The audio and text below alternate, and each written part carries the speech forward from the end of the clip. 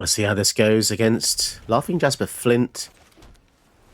We've got a little bit of contradictory, well, you could say nunbow here, because enchantments on opponent's creatures are great, but then if you've got a board wipe, it doesn't feel so hot. But Whelming Wave, if you leave home without Whelming Wave, then you'll never be able to deal with mass creatures, which Mono Blue does struggle with, because we don't have conventional damage and wipes and stuff. Get Malcolm out there. Malcolm's just a nice threat. People get distracted by this guy so much. Absorb energy. Oh boy. So, now we have a Malcolm and a counterspell up, it almost feels trivial as to what they do.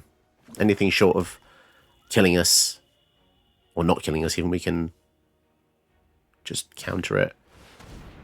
Yeah, we'll get rid of that. Makes our creatures cheaper by one, but we don't have any, sadly. But yeah, this is a super strong card. I know that because I recently used Jasper Flint, and the bonuses he gets are quite radical, dude. Radical, dude. We'll get rid of Asinine Tactics. I assume they don't have a board wipe because they played the Jasper Flint in the last turn. I don't know. We'll see. Maybe it was a part 1 of 2 plan. The fact that she makes Malcolm bigger is just a nice little bonus as well. 3/2 fly is kind of cool. And if they kill the Cynette, we get a jellyfish out of this. Gonti. So they can steal a card. So their whole deck is essentially stealing things, which is quite scary.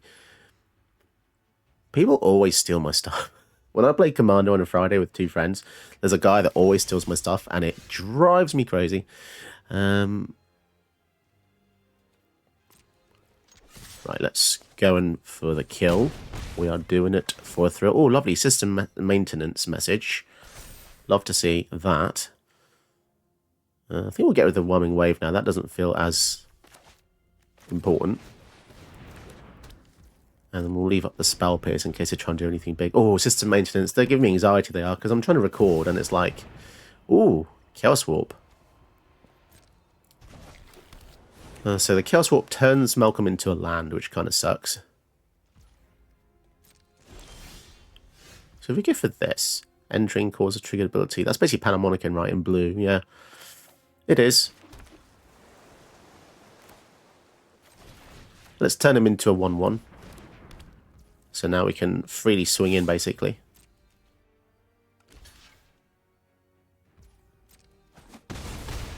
Okay.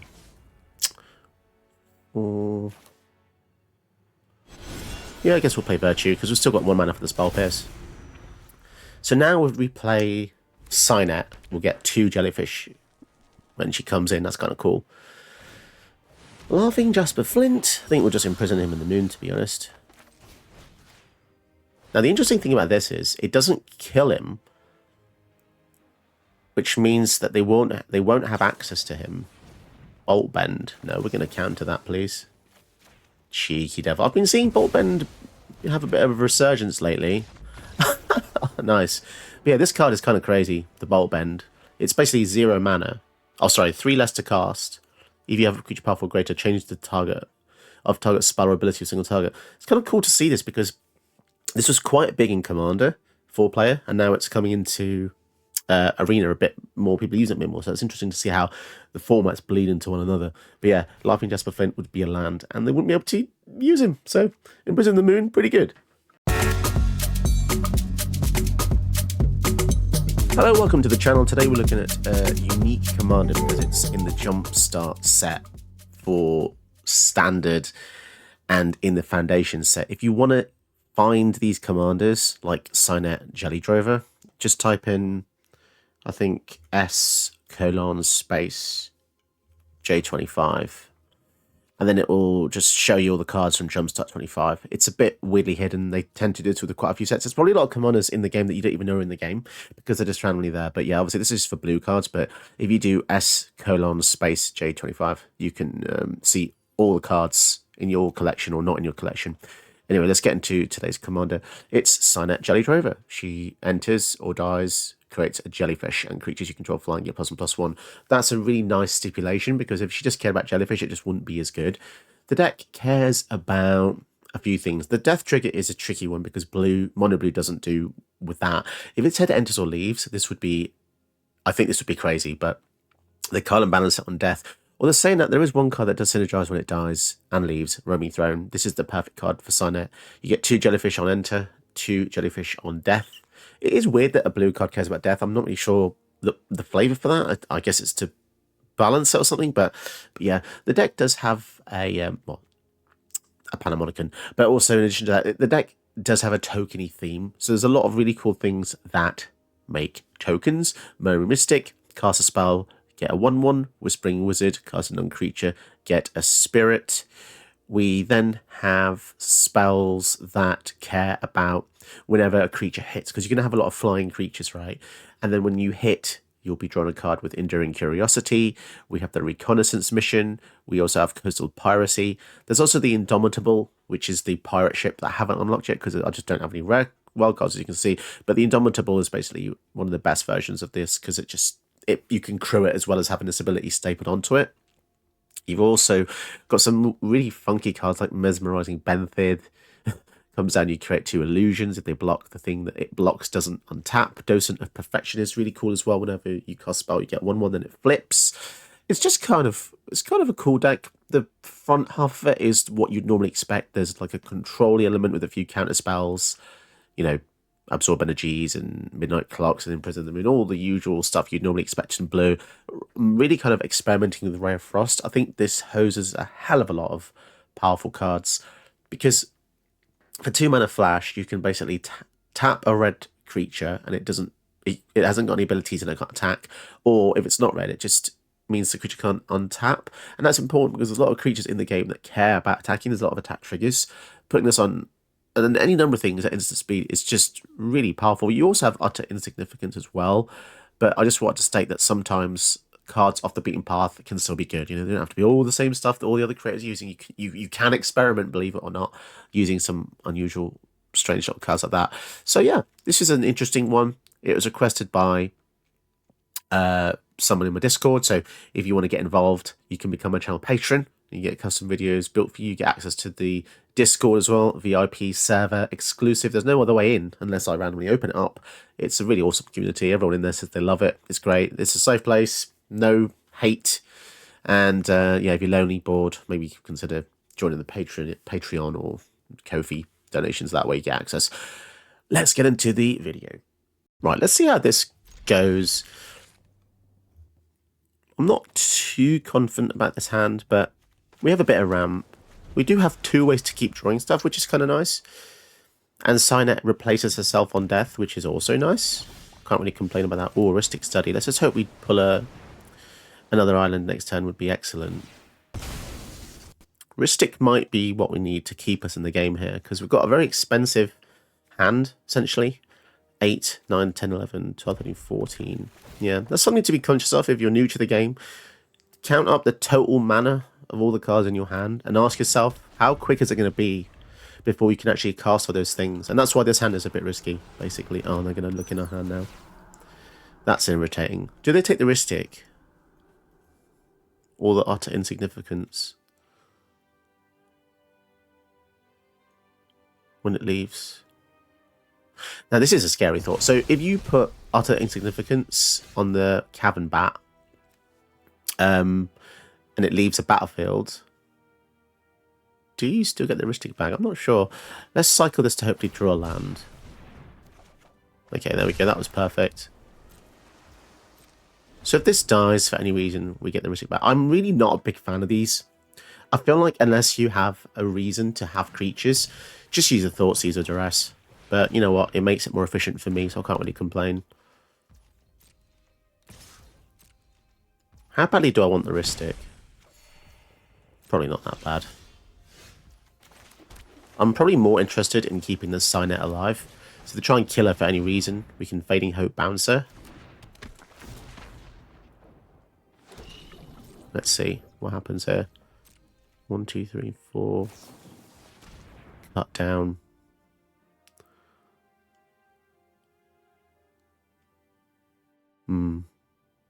Or do we just let it die? You know what? I'm actually just going to let it die. I'm not that bothered. Because we still get another jellyfish. But a flicker spell would have probably been more enticing. I kind of want to save the Fading Hope for the Rakdos. Or maybe the Insignificance. It's hard to say. Or even steal it with the Invoke. They are not going to like me if that happens. Shark Typhoon. They really want me to cycle that Shark Typhoon away. Right, so now we start drawing cards. Let's see how this works out. Once you start drawing 2 or 3 cards off this effect, it's really crazy. Like, look at all the value we've got. And it's recurring as well. So, you know, how can they keep up with all our stuff? Yeah, they can board wipe and then lose their guy. Sacrifice 2 things, otherwise they draw 2 cards.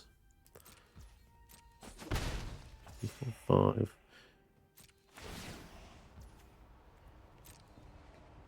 I think we just let them have... Well, we have to, because we can't sacrifice our tokens.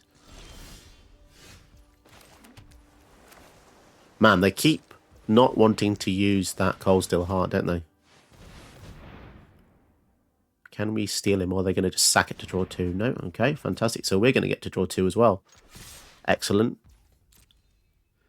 Everyone gets to draw 2. It's wonderful. Oh, no, hang on. We're on 2 here as well. So we're going to get 4 extra by the end of the turn. Beautiful. This feels cheeky. If they sack 2 things here, I would be very alarmed. Okay, nice. So many cards. So many goddamn cards. Discard 2. Get rid of 1, 2. Okay. Now, I saw a comment saying people don't like me stealing stuff, but you know what? People do it to me, so at least I'm using different things, right? Deadly Cover-Up. Destroy all creatures. Well, there's not much we can do about that. And they did just blow up their own commander. So what can I say? And he costs 8 as well.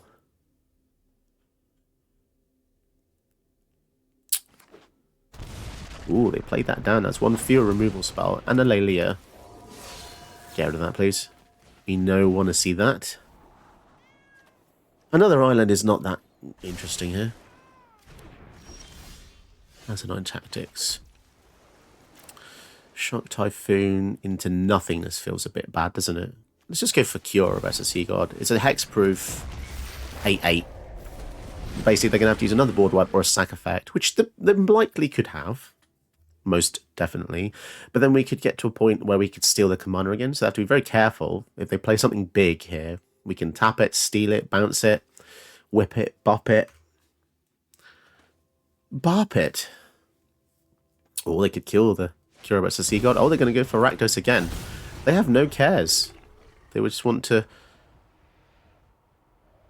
Okay, yeah, they'll draw 2. Everyone's drawing, it's fine. Everybody's drawing, guys. Tap all their things. They do not untap. We need to steal something next turn, so maybe we just let them have 2 more cards. Down to 9. They're almost dead. Mana Drain. Well, I think we probably have it then, don't we? We've got a Mana Drain in hand.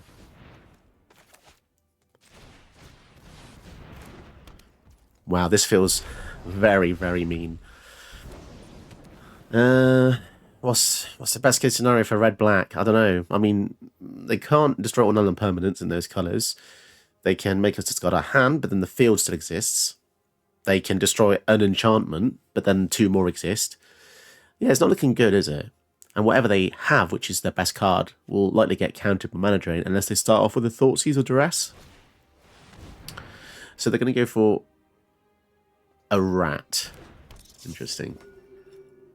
I don't know if that's going to save them, but we'll see.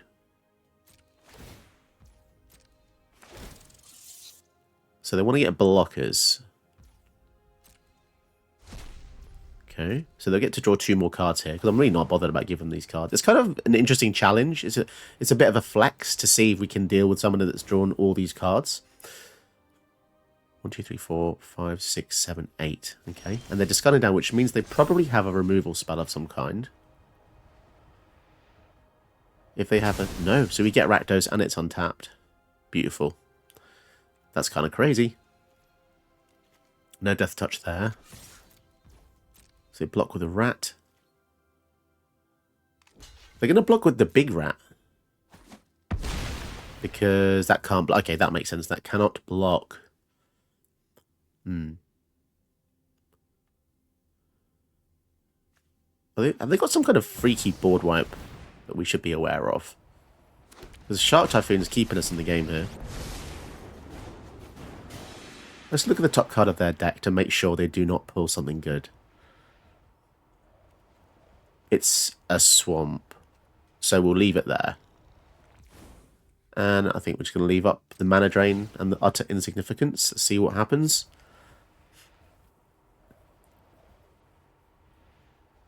I mean, at this point, a couple of these shark tokens is going to be enough. Takanuma, they're going to mill and get back something. I get the feeling that they have some kind of response because they're still in the game. So they might be starting off with the bat. Dark Ritual to start us off. Okay. How scared should I be here? What's devastating? 8 damage to all creatures. No. Well, they should have started with the bat. Isn't that the whole point of the bat? To just scope out your opponent's hand? I feel like that was silly to have gotten the bat back and not use it to see what counters I had. Because they could have still played that, just reserving... I guess they needed the 8 mana to kill... They needed the 8 mana to kill the Kraken, I guess. So I kind of see that. Yeah, I could kind of see that. It's just a shame they couldn't have scoped out with a Deep Cavern. Alright, let's see how we do against Glarb. Glarb is actually really quite wonderful. I love Glarb. He's so good. Surveil 2 is powerful on a tap. Just tap and look at the top 2, put them in the bin. That's super strong for any kind of graveyard shenanigans. Just making sure you get the right cards on top. And it also has a built-in Bolus of Citadel for lands and big spells. I mean, what more could you ask for? For 3 mana, it's quite the card. And looking at it makes me want to go on eBay and get it. It really does. It's just... I think the only issue with it is it's so generic that it kind of feels like... Does it have any personality? You know, when something's so good...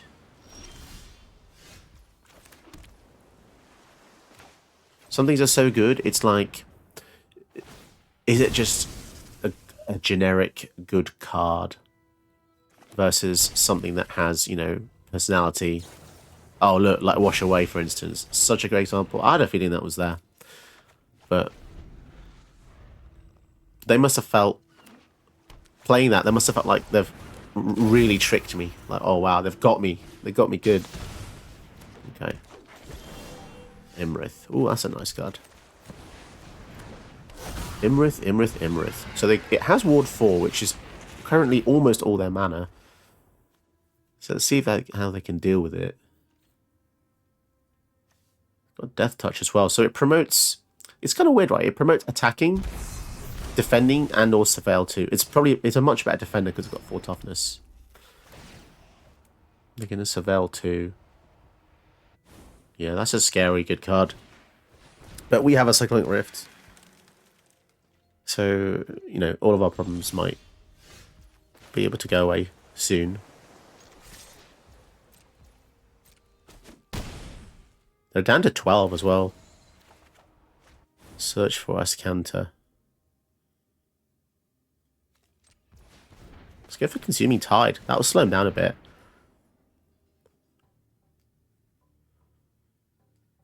So we'll keep... I think we'll keep Imrith. Bouncing 3 of their things is pretty damn good. They keep Glarb. And yeah, we'll go for this. 3-4. Because we want to get to a point where the Rift becomes game-ending for them. And yeah, bouncing...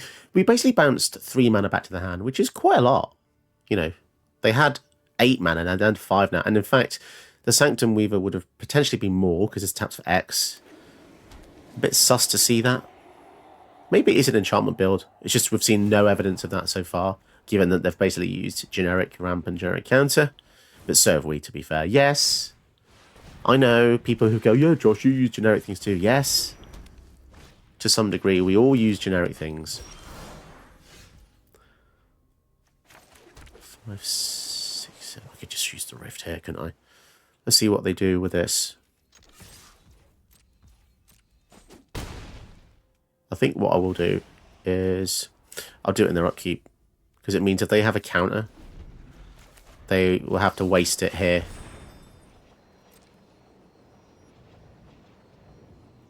What we got? I'm doing it here means they can only use their mana on instant speed things. But as I said, if they do have a counter here, they'll have a counter. They're going to Surveil. So maybe there's a 4 mana counter spell on top or something. Interruption of some kind. Ooh, they put the Chromatic Orrery and Abrupt Decay in the bin. And we've slowed them down again. Can't complain. But remember, guys, we're playing Sultai, which can win with literally 1 card, Emergent Ultimatum. So don't be fooled. Don't be fooled. Just keep ramping over again. Issue is, how many times can we slow them down? Casualties of War. There we are. They got their revenge, didn't they? They got the bloody revenge. Absorb energy. Okay. 5, 6. Right, okay. Casualties is such a dick card. This is why I say don't feel bad for people when they're using Sultai. I think Sultai is probably one of the most evil. Yeah, let's try and counter it here. Although they can recount, they can cast it again because it only goes up by 2. So they've got 1, 2, 3, 4, 5. Yeah, they've got 6 mana. But then we've got Unsummon, so we can bounce it again. Also making the Enduring Curiosity only 3 mana is kind of sweet as well. Did they just... They kept that in the graveyard. Does that mean they've got Dig Through Time or something? Treasure Cruise. Treasure Cruise. Damn. They did that for 1 mana. That's crazy. Sanctum Weaver again. Jeez. It's never ending, though, stuff. Never ending.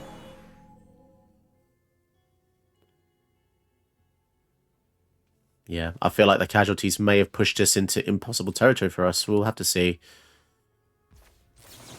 Try and bounce that.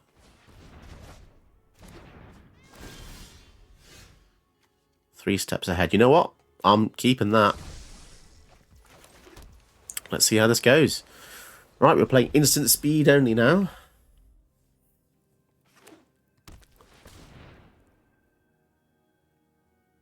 Seven, 8, 1, 2. Double intent. So they're going to search for any card. Put that card into your hand. Oh my goodness. This is where it gets scary. Sultai player with any card in their hand. What's more frightening? Four Seas.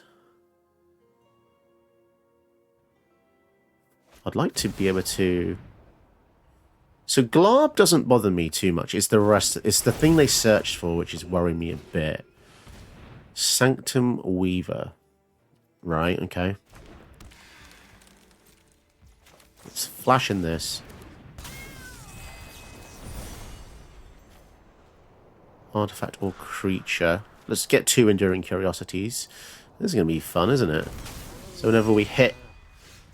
Wow, we get to draw a lot of cards here. Let's see what happens. So they block. So they have to block because I just bit my lip. I just bit my lip.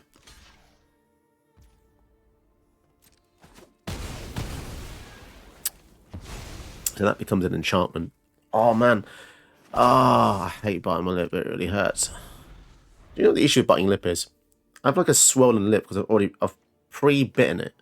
But now I feel like because it's swollen, it's easier to bite. Goddamn miracle. So they're going to steal our turn. So I'm not going to use the Ascanta. Okay, well this is going to be easy for them, I guess. Attacking, block with the Emrakul. God damn it.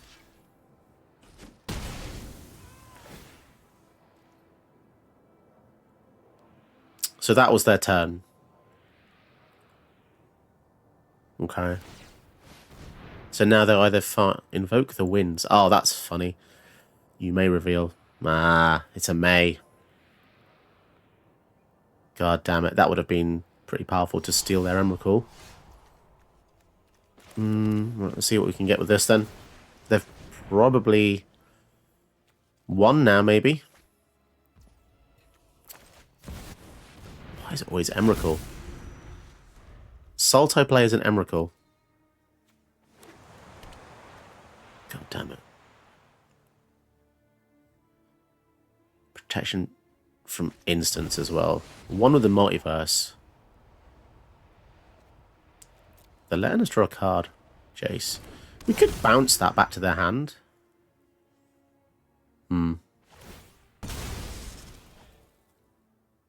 But then they steal another one of our turns. Yeah, oh wow, they're down to 4. Bloomin' heck. Oh my goodness. And they're going to be down to 1 here. Oh, Ray of Frost.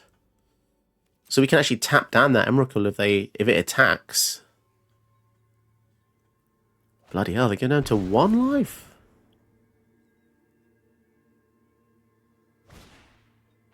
Oh, and there we are, the Emergent Ultimatum.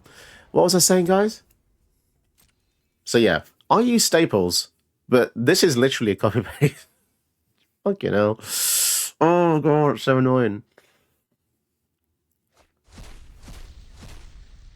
Expropriate. Extra turns, or extra turns.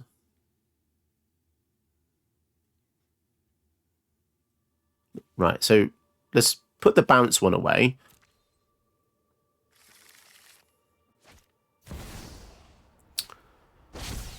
Oh my goodness, so many bloody extra turns. At least we get to draw some stuff.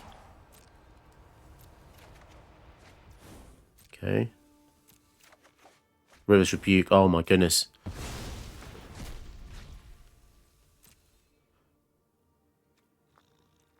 Choose options. Give them another extra turn. See what they do with no creatures. Also, where's their commander gone? Still in the graveyard, I guess. Right, so let's permanently tap this. They're going to deal 13, but that might just be it. We'll see. They're at 1. Can they find an answer? Oh no! They get to blimmin' gain life now. What are the odds of that? Oh dear. Oh dear, that's not good, is it? Of all the cards I could have drawn to keep them in the game, it was the one card that drew them more cards and gained them 300% life. That's crazy. How many extra turns do they have? I think we're done for then if that's the case. I've got 2 extra turns, yeah. So they're going to be able to deal exactly 12. So, and the One Ring as well. Oh, why not?